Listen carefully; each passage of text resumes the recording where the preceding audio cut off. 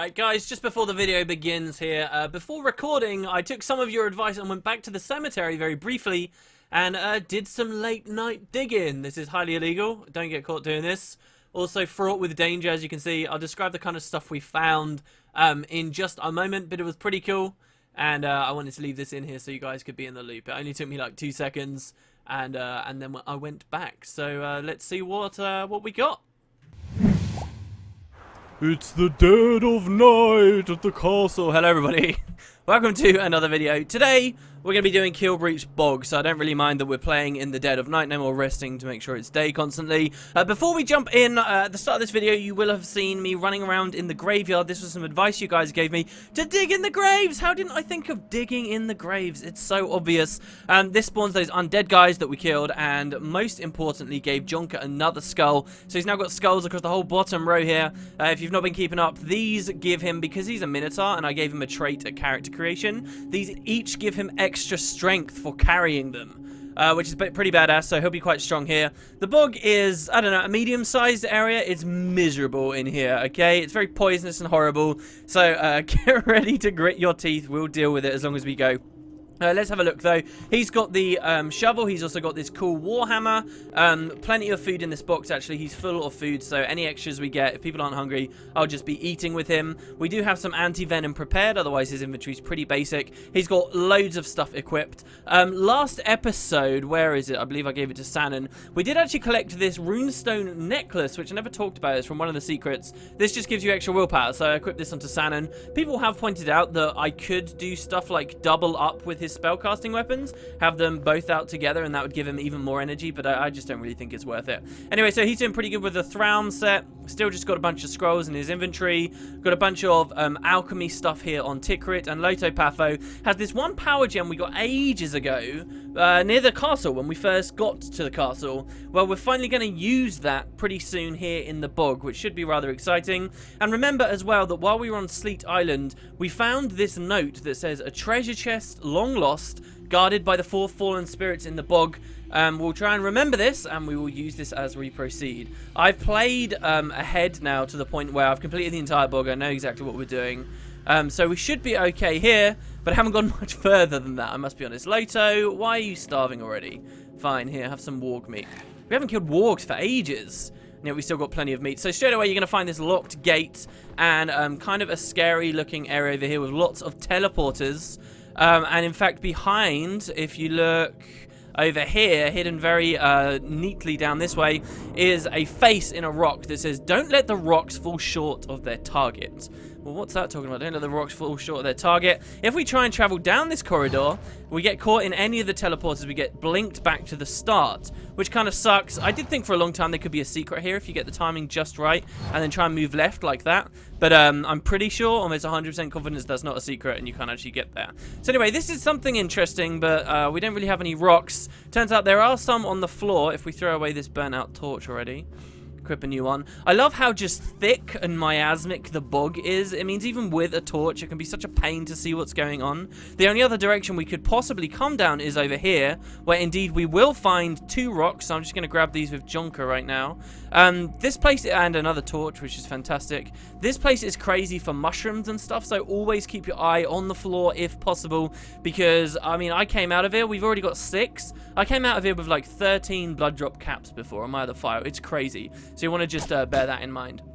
Here we'll hack through this bush. One thing I was going to talk to you guys about is we're now dual wielding with Loto. So Loto's got, what I could actually do is we could dual wield daggers. So this dagger does 11 to 27 damage. The sword does 9 to 30, so it's better. So if we equip this, you'll notice this dagger actually does even better than that. And we can have this one over here on our defensive sets. Go on, weapon swap. Why aren't you weapon swapping? That's weird. My hotkey wasn't working. So then we can have this here. So we can throw the knife, and then with these two, now that we're dual wielding, the way it works for dual wielding light weapons is you can just click individually. So he now gets to attack twice as fast, basically even quicker, depending on the weapon cooldown. In a minute, Jonker will max out heavy weapons, and he'll get to do some cool stuff with dual wielding too, but we'll talk about that in a second. Anyway, so breaking this bush didn't do anything, but over here in this tree, you can find a note. Let's have a read. Sorry, Loto will have a read. Dear visitor, are you getting frustrated yet? it? Does an undefeatable foe stand in your way? Can't make heads nor tails of one of my devious riddles? Why not go explore somewhere else for a while and seek new challenges? See if it clears your mind a bit. Perhaps you will find magical artifacts to aid you in your quest, or encounter a beast that cleaves your head right off. My bet is on the latter, the Island Master. Yeah, this guy mentions riddles that he's given us. What riddles has he given us? I don't know. Usually the riddles we get are from the heads on the island, and they seem to reference him as someone different. Remember we had one that said he and them. Kind of interesting. Anyway, so that's kind of like a warning. It's sort of saying, I believe, if you've just come here, and I saw a guy doing a Let's Play that came here really quickly. I think the idea is if you've just come here, coming to the bog isn't a very good idea because this stuff can be quite dangerous. I actually think you might be meant to go to Sleet Island first, or it's just kind of open worldy and you get to make that decision. Anyway, it's warning you. If you're struggling, maybe go somewhere else, check some other things out. We'll see how we do. We do have these 2 rocks, so I'm going to throw them. And, yeah, okay, so we'll throw one. Oh, we got it straight away. Awesome. So if, so this was something I did before. I was trying to fire arrows, so I'll fire an arrow here. But the thing is, look at that. Oh my god, that's ridiculous. The arrow will come behind you, and it will hit your own team. So Tikrit just killed Sanon in 1 shot. He did 110 damage to Sanon. Sanon is now dead. How outrageous is that? So that was happening to me, and I wasn't really noticing why for a good while. It makes sense, though, right? And the physics do play out like that. Luckily, just near the bog, we do have this save crystal. You want to be very careful of something like that. You can get yourself in a lot of trouble.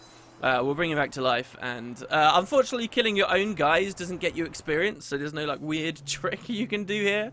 That was something that came across my mind at one point as well, But yeah, the idea is you want to throw the rocks, and then if you really are a little bit scared that you've messed up the timing, you can sidestep, and then if the rock does get caught in one of the teleporters, it will come out behind you and go through the gauntlet again, and eventually it will just do it through, like, brute force, if you will. So here's where the rock landed. If we were to take it off of this pressure pad, the gate will open again. We don't care about the rocks, so we'll just leave them there.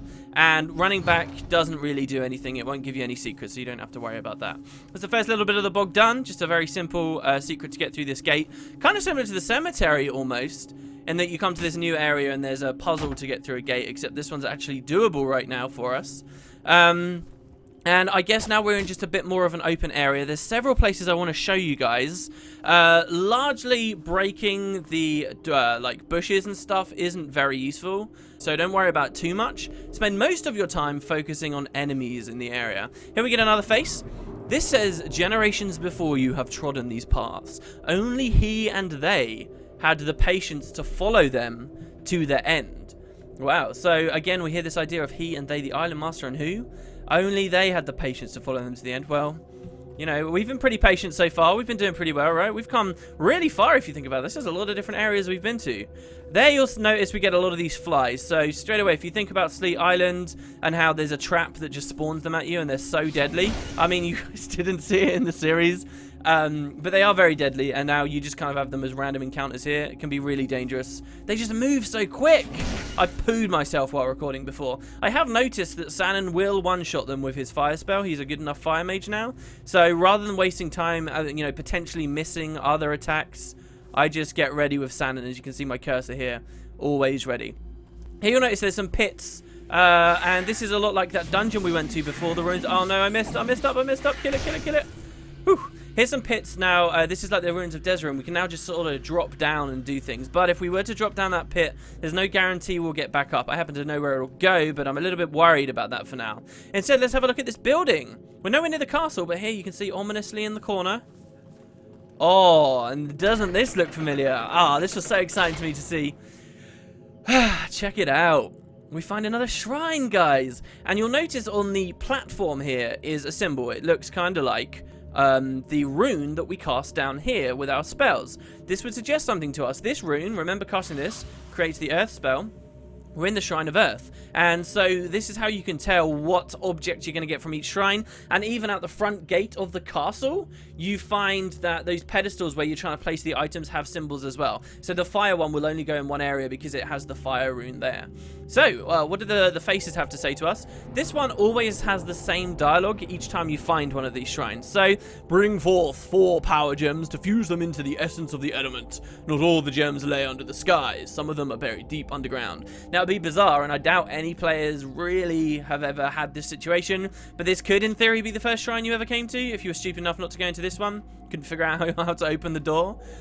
This guy, however, does have different dialogue. And he says, all matter is made from 4 basic elements: fire, earth, air, and water. Fire opposes water, like air opposes earth.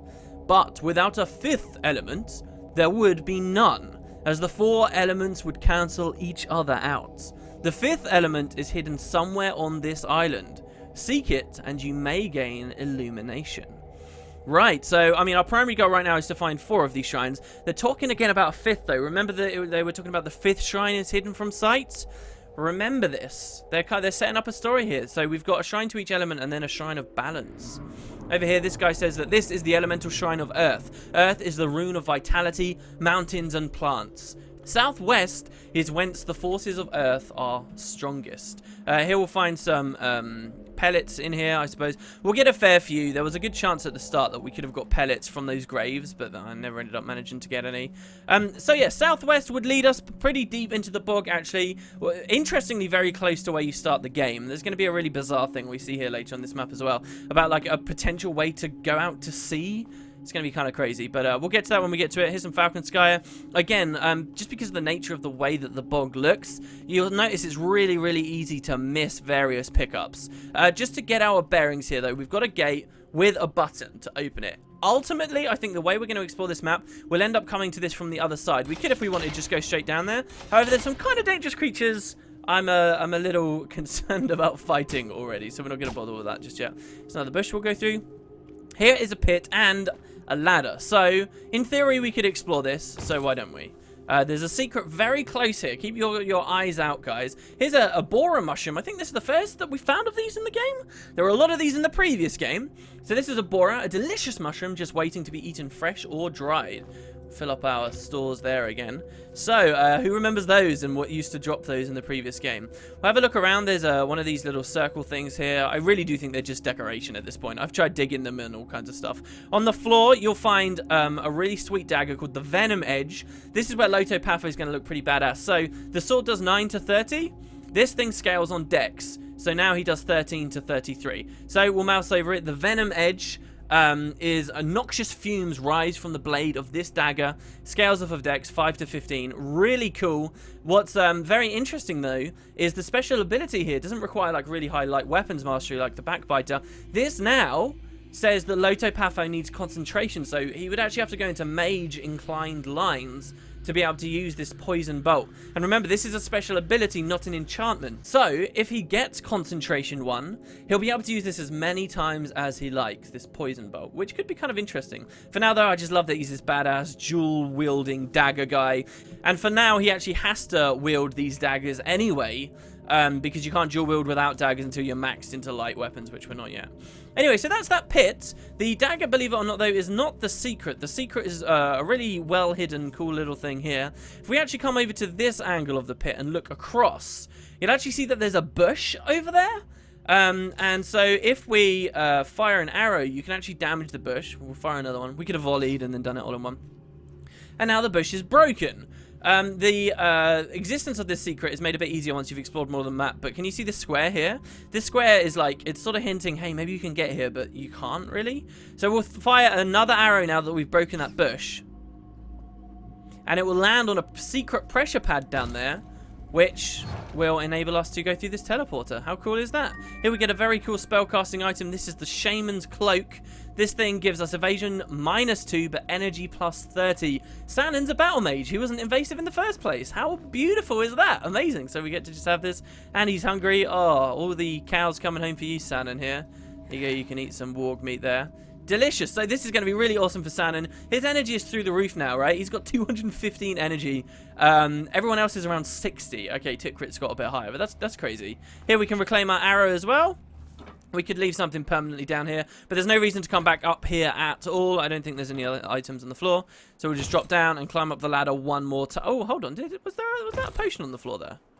No, it wasn't. And then we'll climb up one more time. The bog will do that a lot, okay? And I apologize in advance if I keep stopping to try and find stuff that may not exist. So, instead of exploring this little area here anymore, let's come back a little bit towards the shrine here. and just map out this area here so that we're all confident. There's no secret buttons on the outside of the shrine, so you don't have to worry about that. And over here is, again, another way sort of deeper into the map, which I'm going to neglect using for now. Oh, wait, hold on. That's not where we want to go. Okay, over here.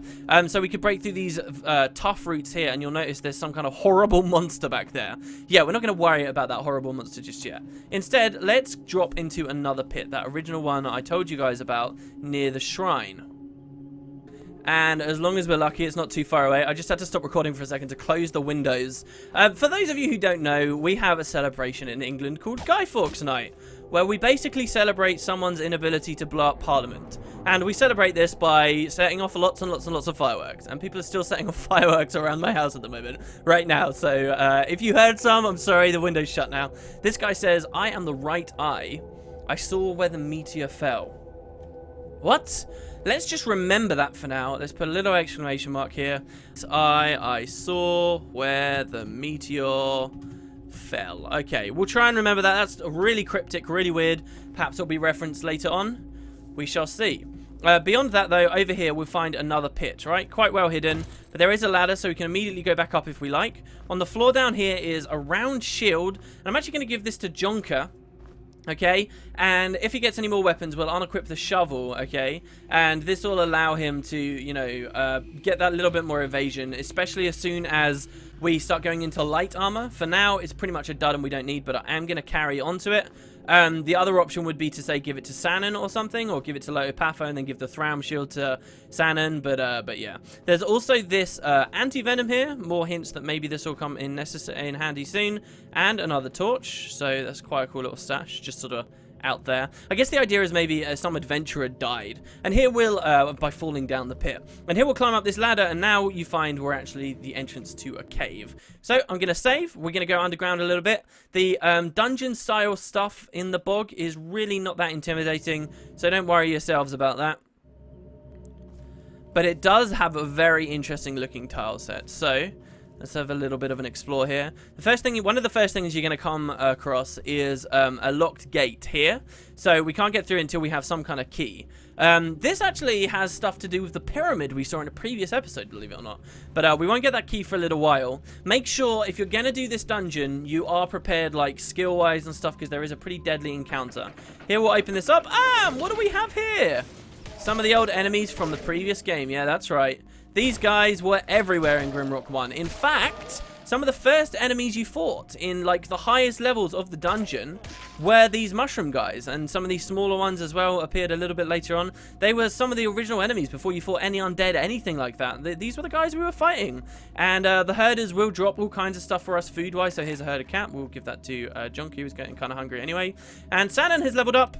He is now a master of fire magic. How cool is that? Is that the first time in the series we've maxed something out? Because I swear, no, yeah, we got missile weapons, yeah. You would get an achievement if this was your first time through the game. I'm noticing while I'm playing my test files, I'm getting all these achievements procking left, right, and center. Down there, that long corridor, don't go down unless you feel very comfortable with what you're doing. First, I'm going to come down here and clear out some more of these enemies.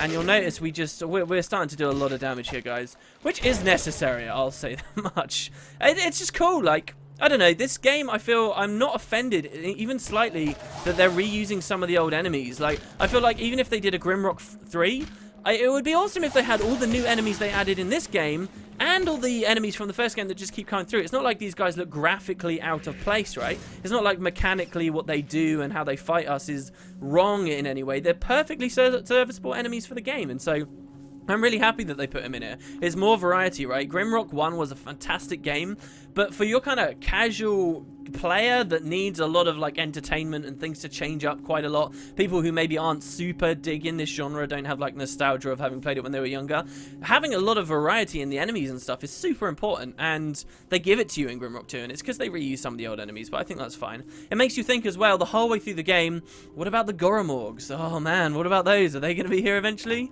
Well, we'll see. Here we got a chest. There is no lockpick you need to open this. And inside we get a battle axe. Now, this is a one-handed, heavy weapon, damage 10 to 30, so it's already better than the Warhammer. It has a different special attack, though. This is Chop, a useful technique for chopping firewood and splitting the heads of your enemies. Deals double damage. Is that a grammatical error there? An useful technique? A useful technique. And useful technique. I'm pretty sure Anne is wrong. Anyway, this does double damage. So this is awesome, and it does more damage as a base. This again, though, we just picked up that shield. So if we lose some weapons, there's going to be disarm mechanics coming in very soon. If we lose a weapon, we can swap and, you know, start going ham with this set as well. So I'm pretty happy with that. Oh, and look, here's a key. Sweet, so we'll give that to Lotopatho. And, wow, we're getting even more than we bargained for. A map. Now, this very much looks like a treasure map. Looks like a place hinting at somewhere we could dig up some treasure. We'll remember this for now. Maybe that looks familiar to you guys, what we're looking at there. It certainly should. I don't know. Maybe think, not just in the bog, think about other maps as well, okay? And we'll come back to that in a little while, I guess. So that's pretty much that chest that allows us to get deeper in. But do remember, we also have this long corridor. There's also this little locked gate here. And down here, what the heck was down here? Oh, a pickaxe. Yeah, so this is another new weapon. As you can see here, this is a light weapon. It's a pickaxe that does 6 to 19 damage, scales off of strength, so it's pretty high, 6 to 19, but I don't really want it for Lotopatho. I prefer like his enchanted daggers for now. So we're actually going to leave that on the floor. I shudder to think it might have some use later on in the game, but I don't think it will. Anyway, so yeah, there's this gate. How do we get through this gate? Well, it's actually one of the secrets. So this new tile set, I love this dungeon, like proper miney kind of area. These aren't even solid walls, but here you will find a hidden button there, allowing us entry. And so now I'm actually going to claim this iron bassinet. This is an even better helmet. It's heavy armor again. We can equip this straight away onto John Chromium. Why not? Let's be real here. And then start speccing into armor soon enough, as soon as he's maxed out his heavy weapons. And yeah, that's pretty cool. On the other side as well, we'll get another bit of anti-venom. So this is not a difficult secret. It's just kind of, I guess the challenge here is, hey, you're in a new style area. Can you figure out where the hidden switches are? And luckily, it's pretty near to where the gate is. So let's come back to this long corridor. I warn you guys, I'm going to look like a complete pro here, but you might not be a complete pro, so you may want to save. And I'm only saving here to demonstrate to you guys how you would do it, not because I actually need to. Alright, so here we go. We're going to come through this corridor into this big room, and we're going to start a boss encounter. So this is a huge room, the Herder's Den, filled with enemies that constantly respawn. The only way to stop them from respawning is to destroy these spawners located all around the dungeon. If you spend too long just trying to take it easy, go slowly, kill enemies very slightly, eventually you're going to get surrounded and just overpowered. You're going to get worn down. Now though, if you do what I just did and take out as many as possible in this half of the room, you can sort of clear a bit of a safe area for yourself.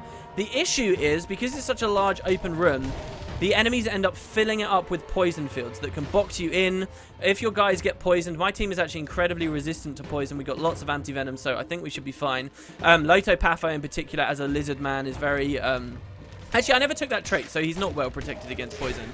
But it's a game of positioning here, and you really do want to go out of the gate very quickly and only slow down afterwards. It's also a great room for food. As you can see, we're getting a lot of header caps. There's tons of loot on the floor. I would recommend you finish off the boss fight first, though. So we've finished half the room. The goal is to find more of these spawners. So there's one over there. Can we shoot over that? I don't think we can. Ah, Tickerit's out of energy. That's fine. So that one's that down. There's one over there. Oh, but there's quite a few enemies, as you can see, right? So we may have to deal with that in a second. And I've missed one. Okay, we got a good angle here. Oh, no, this isn't good. Okay, the little guys do a lot of damage, and they're ranged damage, but they will die in just 1 or 2 shots. So don't worry too much about that. Here we've been surrounded a little. Okay, that guy's slowly coming closer, but we should be all right. There we go. It's on the left, right? Yes, there it is. And just because you've destroyed all of them and the health bar's gone away, it doesn't actually mean that the enemies will all despawn.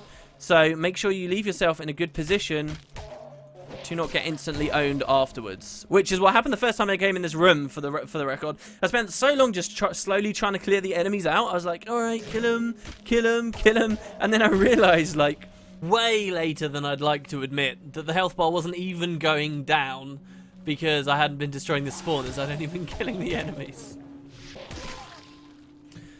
Oh, blimey. Hello. Okay, we're back. Jesus, that took so long to clear that room out. That was actually deadly difficult. The ads in here with the red mushroom tops, Jesus, careful, because if they corner you, they will melt you down so damn fast. Alright, so we're here. We're running a little bit over time here, guys, but I do want to just take us to the end of the room. Next episode, what we'll do is loot to this area hard and see everything we managed to get. But check it out. Here's another power gem. So that's 2 out of 4 for the bog complete already. Over here, we've got a grave that reads, The Legend of Kilhagen. With his ship lost and his crew perished, Kilhagen had ceased to be a pilot. Alone, helpless, and utterly lost, he almost ended his life at this spot. But then came the rage, and with it, a new purpose for his existence. Revenge. Well, what does this mean? I guess we'll talk about it more next time. Thanks very much for watching, guys. We got some great loot to collect in here, and then this last little area before this little dungeon's done, we'll go back upstairs. Thanks very much, guys. Catch you next time.